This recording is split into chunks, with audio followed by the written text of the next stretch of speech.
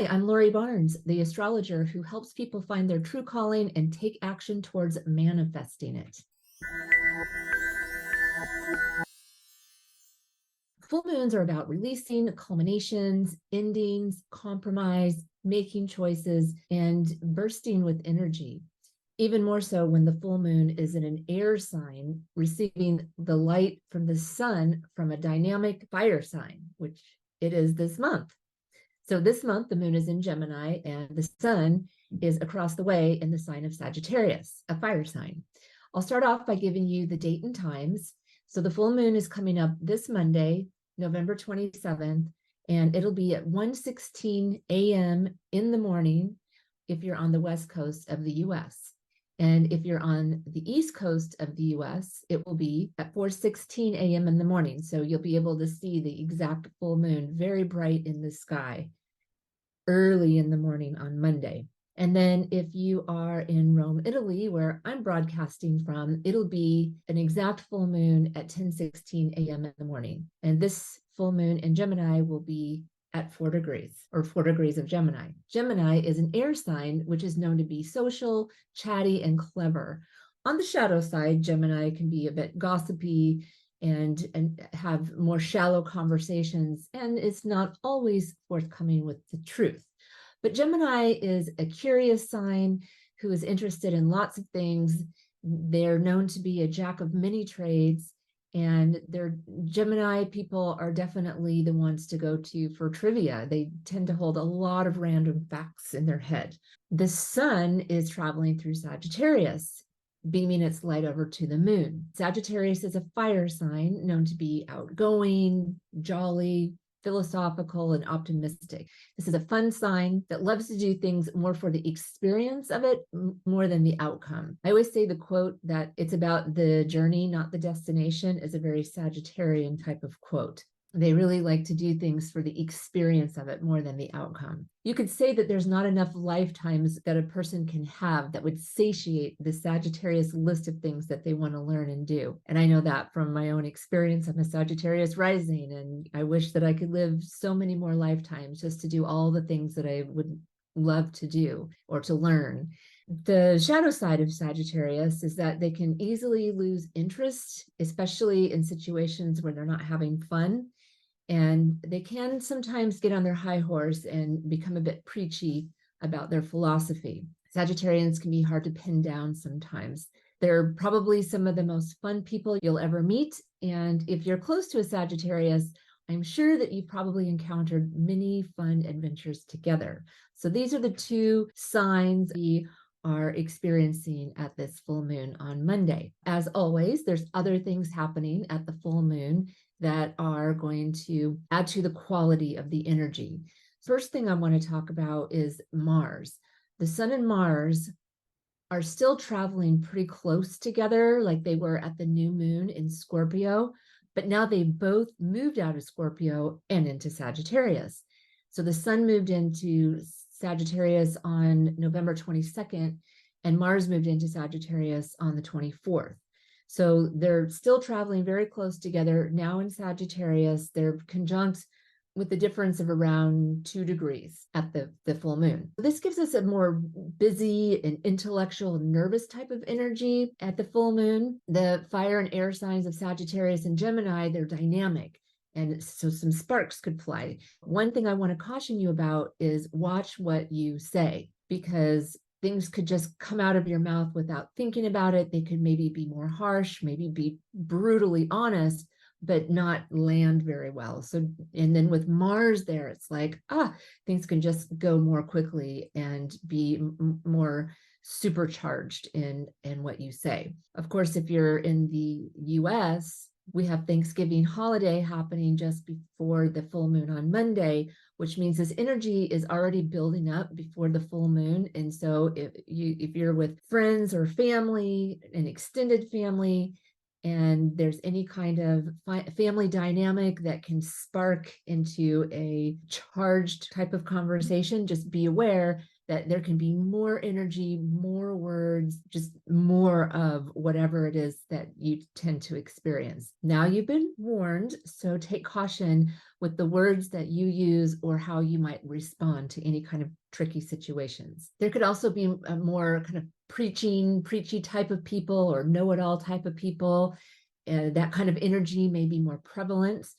Considering that it's a highly social full moon, you may be around more people and more opinions are likely to be shared.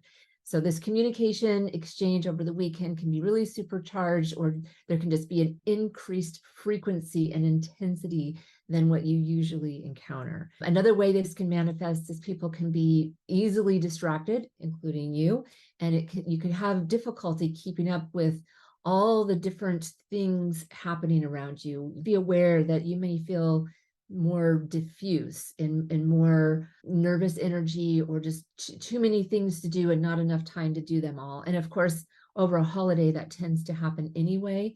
So with this energy, you might feel more frazzled, or just more like, oh my gosh, I have like 10 things to do all at once and I can't get it all done. And it's just going to be a little bit crazy like that.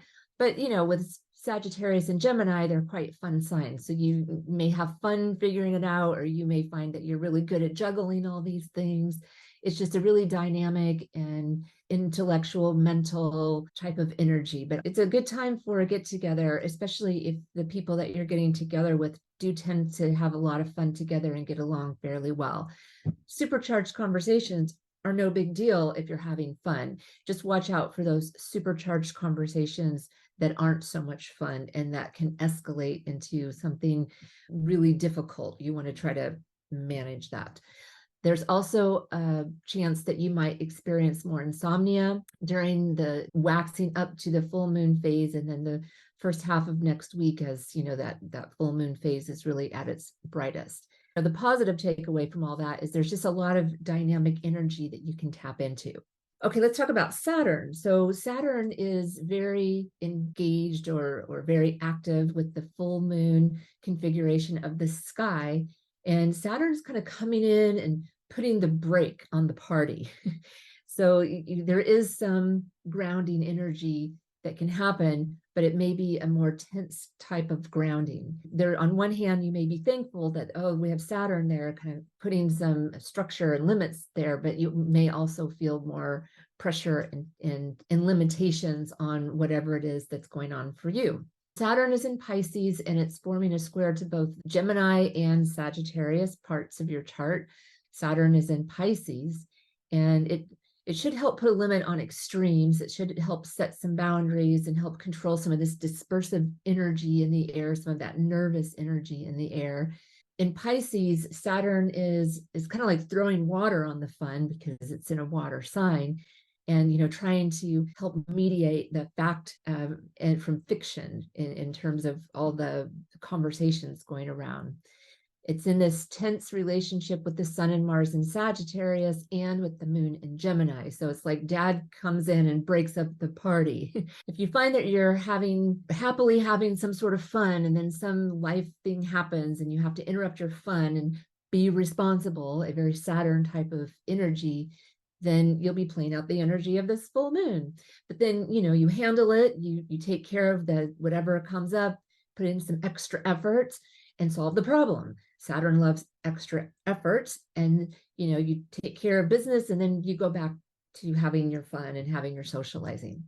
Saturn with this configuration reminds us to be aware of our boundaries when it comes to overstepping and pushing a belief system onto another. This is likely to be a world theme, we'll see more of that in the papers. But for you personally, it might just help to sort out the fact from the fiction, what you believe versus, what truly is. Gemini is really keen to learn the facts and be objective, while Sagittarius can be very involved in the philosophy and belief system and can sometimes become preachy. The three signs that I've mentioned, Gemini, Sagittarius, and Pisces, they're all mutable signs. So that means that this energy makeup, as we're going into the full moon over the weekend and then all the first part of next week, it's just important to know that we have this abundance of mutable energy. So Sagittarius, Gemini, and Pisces, you want to look where they are in your chart, because that's what's getting activated in your life. So you might just feel like energy is just all over the place. And this is true because it's mutable energy. Saturn, however, is a grounding type of planet. It's in a mutable sign, but just by nature, Saturn wants to do its business. It wants to ground, put structure into place, and it's going to do that in a Pisces way. It's going to focus on boundaries, limit setting, and structure. Saturn is there to remind us to have the broad vision as part of our core strategy for approaching life. So we're all human and we're all flawed in some way.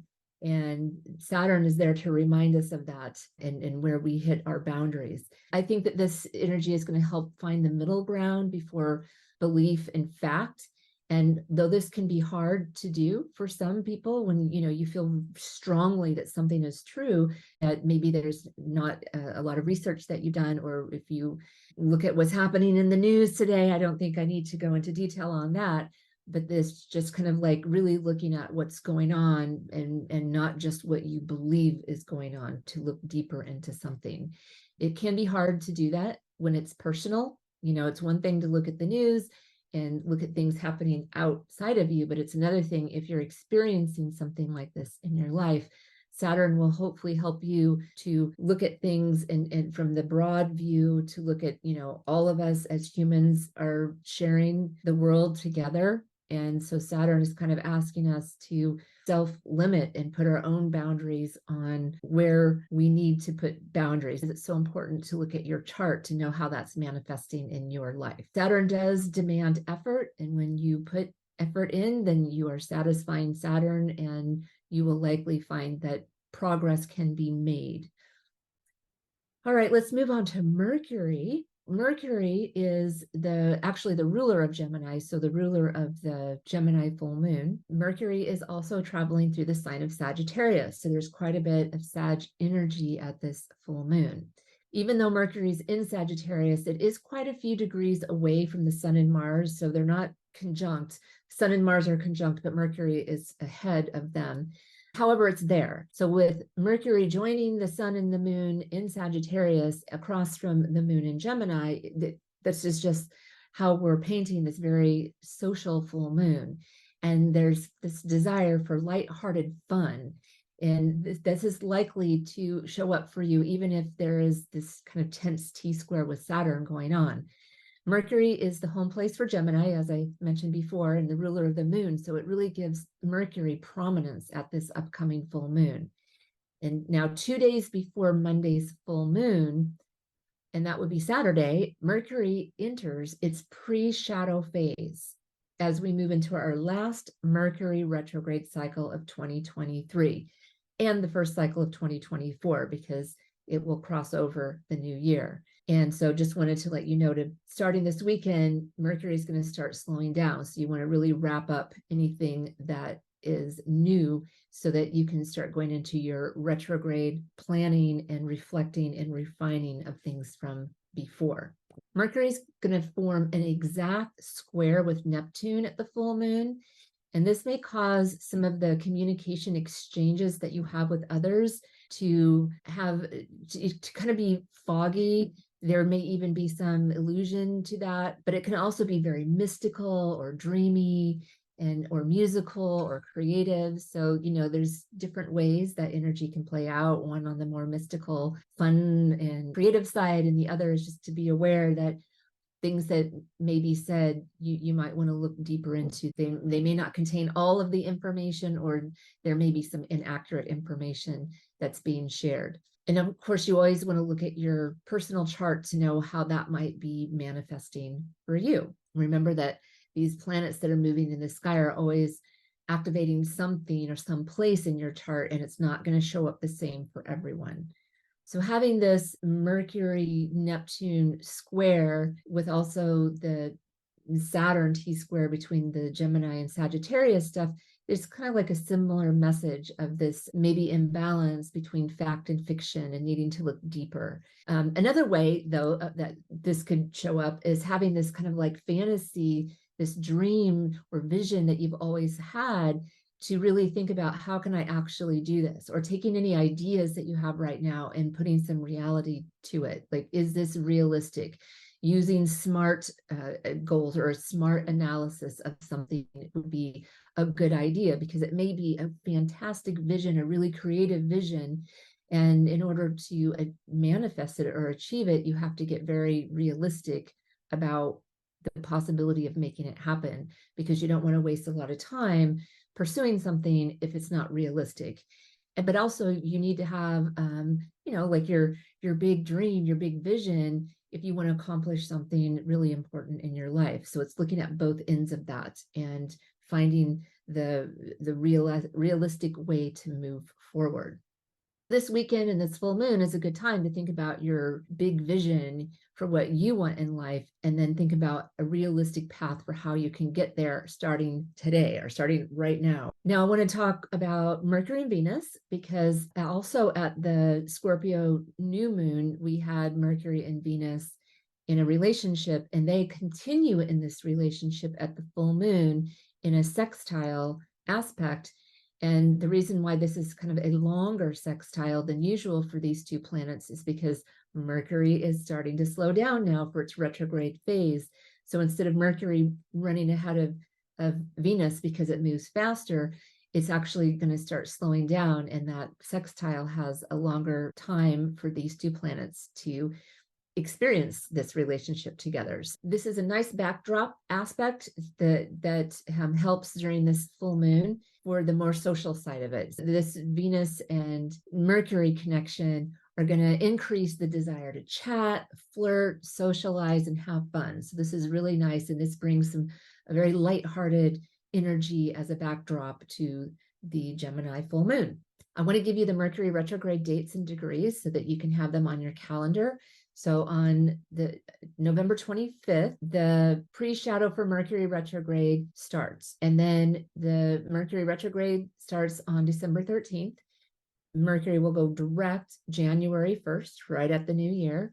And it will leave its post-shadow phase on January 20th. And this retrograde will happen in two signs. So it's going to start in Capricorn at 8 degrees, and it's going to go back to Sagittarius, 22 degrees Sagittarius. So you can look to those two parts of your chart, the two houses that contain Capricorn and Sagittarius, to see where the Mercury retrograde is going to be active in your chart. The inspirational quote that I have for you for this Gemini full moon is one that embraces this T-square energy of the Sun and Mars in Sagittarius opposite the moon in Gemini, and with the Saturn squaring them all. And here's how it goes. The journey from vision to reality requires the twin forces of imagination and investigation. Dream big, explore boldly, and then ground your aspirations in the fertile soil of practical planning. The twin forces of imagination and investigation are definitely in honor of the sign of Gemini, and dream big and explore boldly is definitely an attribute to Sagittarius. And then Saturn, as the mediator in this T-square, is about grounding your aspirations in the fertile soil of practical planning. I have 5 activity ideas for you to do for this weekend leading up to the full moon or during the week after the full moon. So the first one is to do a full moon ritual for the element of air, which is Gemini's element. The second, socialize with your friends, your family, people who you enjoy spending time with. Think about one of your biggest life goals. Look at what you're doing now, like what are you doing to get there? And then write up a practical plan to make progress in that direction. For something more fun, you could go see a comedy show, a magic show, or attend a lecture. Anything with learning that you love to do is highlighted at this time, or anything that will make you laugh, anything that will entertain you. So any of those things are great ideas. And then get your holiday shopping done early before Mercury actually goes retrograde. That way, if you have all that done, you can take the time over the holidays to reflect and relax. That's all I have for you today. Thank you so much for joining me. If you want to receive this information via a blog, please subscribe on my website, LoriBarnesAstrology.com. I'll have a link below. And I would really appreciate it if you hit the like button if you enjoyed this video and subscribe to my channel. Thank you so much, and I'll see you next time. Happy full moon.